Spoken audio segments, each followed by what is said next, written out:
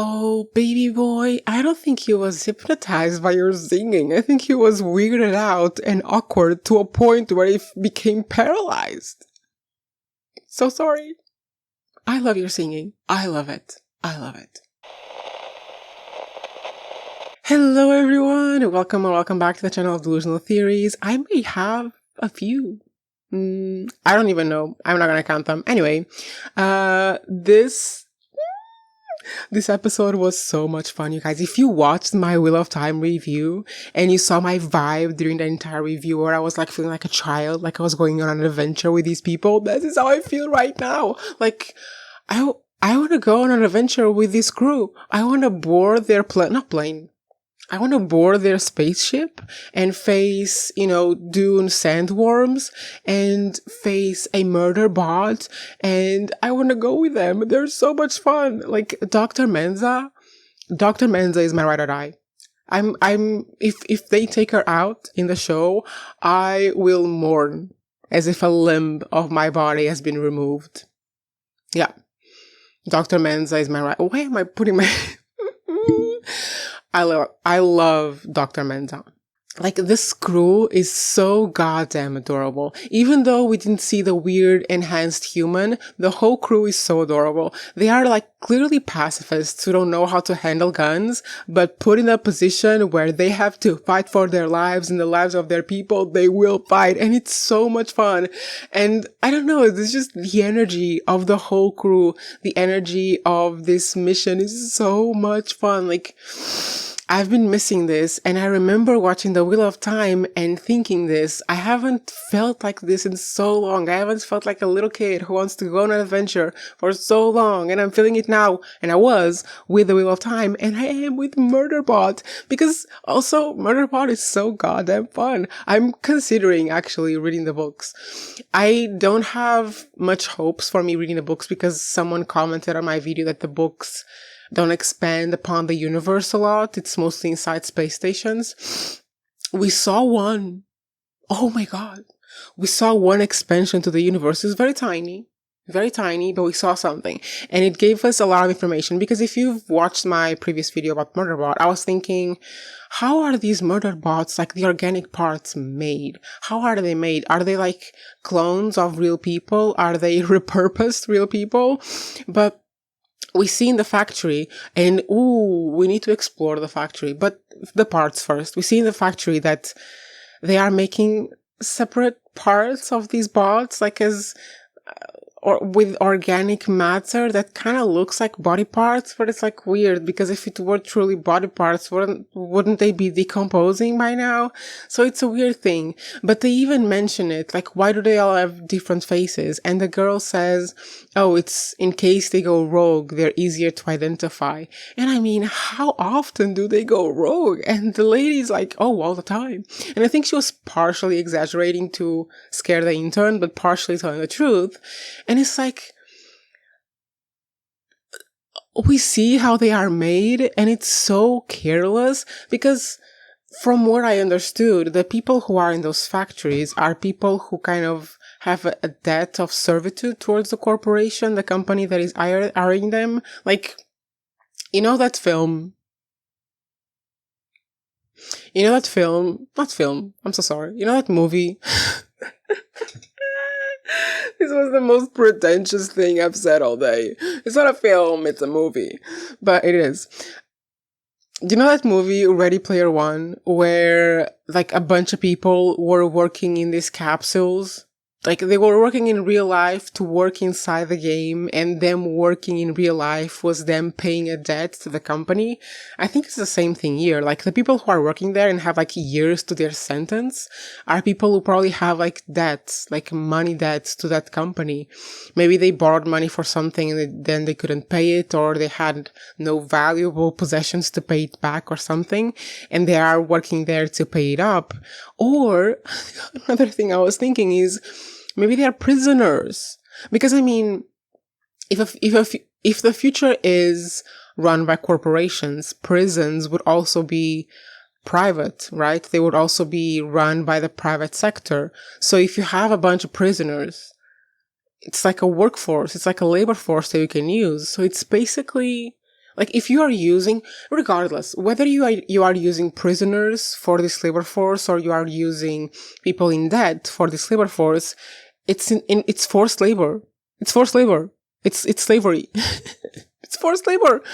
And I'm sure that they signed their names when they did like the contract to borrow money or whatever, or when they committed a crime. I'm sure everyone knows about this. But just imagine that some of the most important parts of a society, the sec units that have, like, they are incredibly militarized and they are responsible for the safety of many people. Just imagine these, like, parts of society are built by either people in debt who are forced to be there or prisoners who are forced to be there.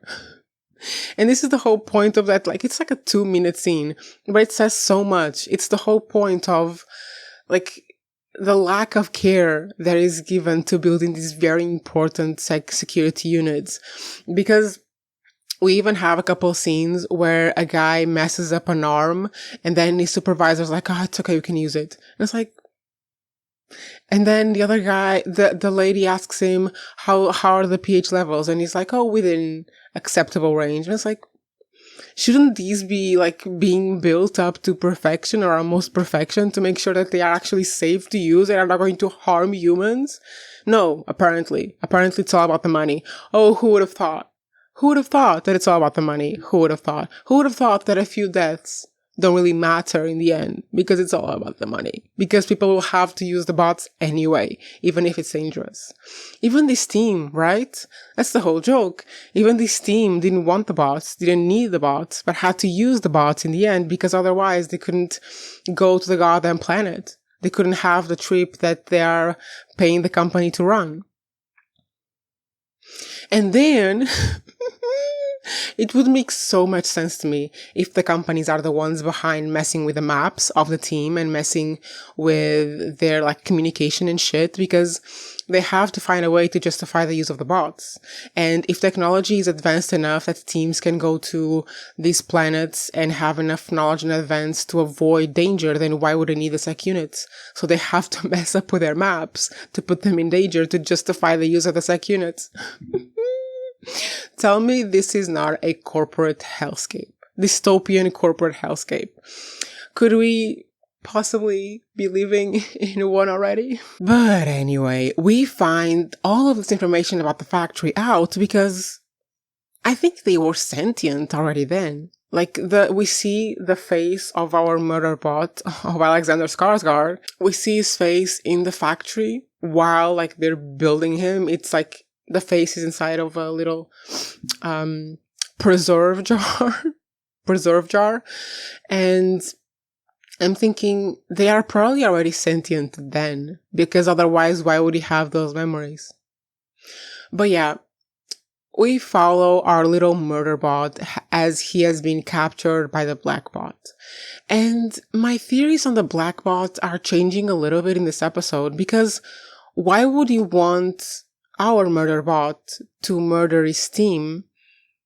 Why couldn't he do it? Like, why would he need to leave the evidence that the Murderbot was the one who murdered the team? Like, what are they hiding in that place? Because we know from the intro, this is an Apple show, so it has an Apple intro. And we know from the intro that there's many black bots.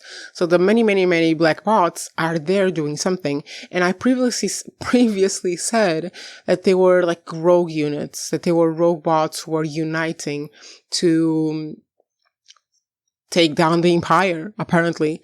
But what if they're not? What if they are like extra militarized bots? What if they are not just security units, but like soldiers, and something is happening on that planet or being prepared on that planet? What if it's like Area 51, you know, like a place that has to be hidden from the public that no one can know about? So whenever there are like research trips funded for that place, they need to take them out in a way that would be understandable by the rogue bots, to hide whatever it is that they're really doing there. And I mean, I was thinking, and it could still be true, that it was like a rebel movement with the black bots and whatever, but it could be something controlled by the corporations, right? They could be, I don't know, planning something, testing something, doing something in the planet that they don't want anyone to know. So they use these ultra militarized soldier bots And then they kill anyone who, could potentially find out what they're doing.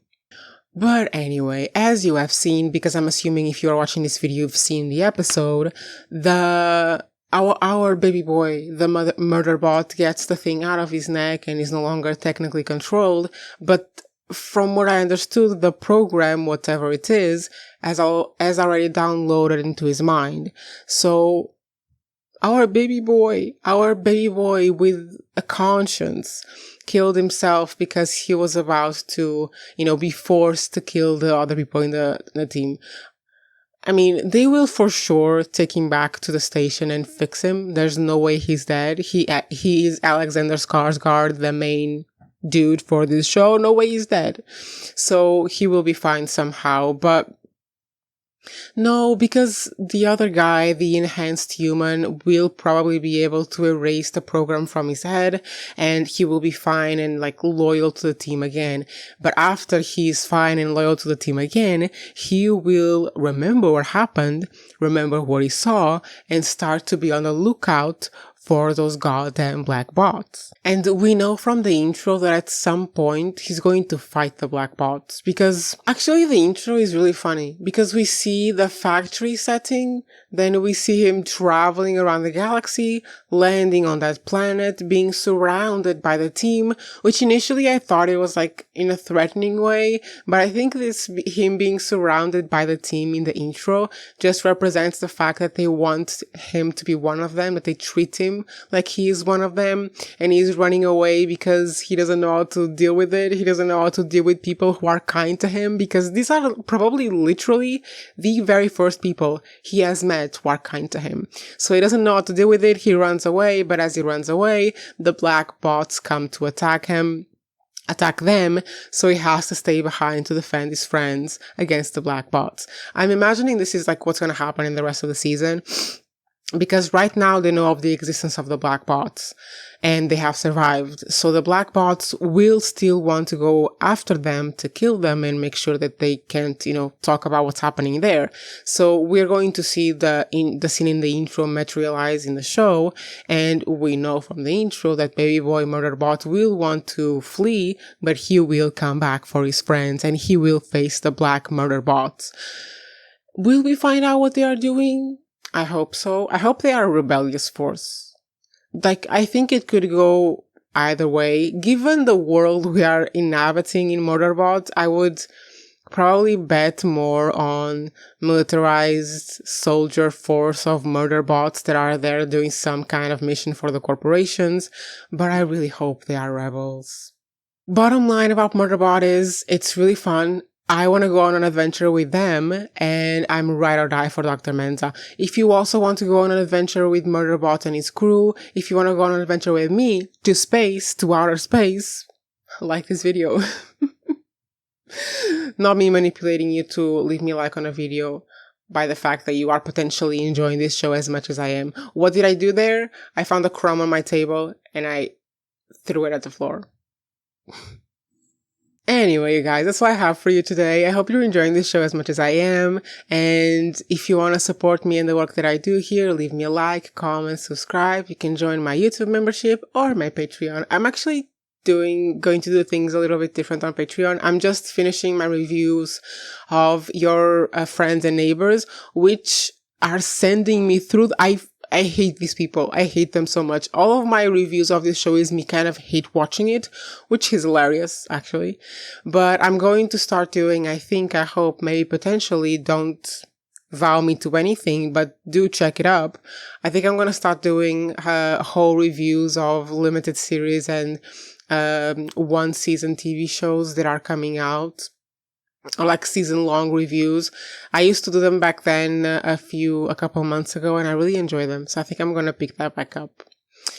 Anyway, you guys, thank you so much for watching, and I'll see you tomorrow is Saturday. Tomorrow with something. Bye, guys.